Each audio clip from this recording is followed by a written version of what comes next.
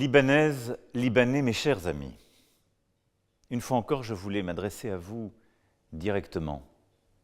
Votre pays est si cher à mon cœur, si cher au cœur de nos compatriotes. Et fort de notre longue histoire commune, à chaque épreuve, nous nous tenons à vos côtés, fidèlement, fraternellement.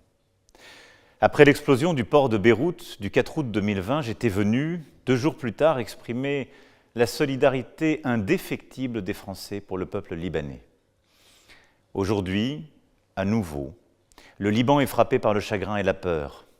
Le chagrin pour toutes les victimes civiles des attaques de cette semaine, pour leurs proches endeuillés.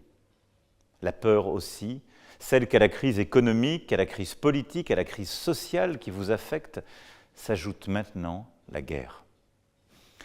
Alors que votre pays n'en finit pas de surmonter les épreuves, le Liban ne peut vivre dans la peur d'une guerre imminente. Et je vous le dis très clairement, comme je l'ai dit à tous, nous devons refuser cette fatalité.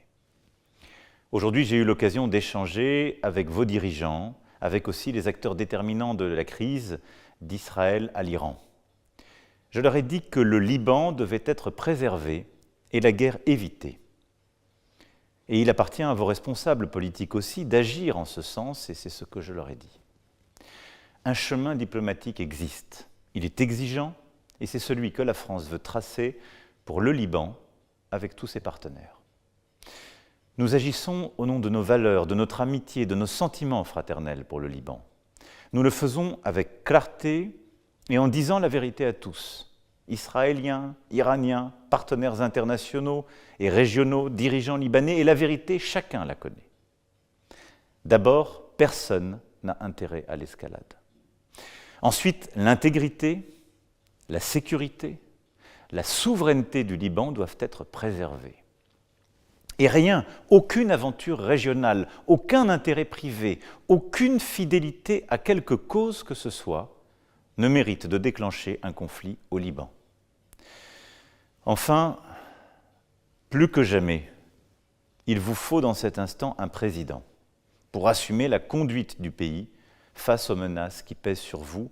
Et c'est la responsabilité de toutes les formations politiques de prendre leurs responsabilités et au président du Parlement de les réunir au plus vite.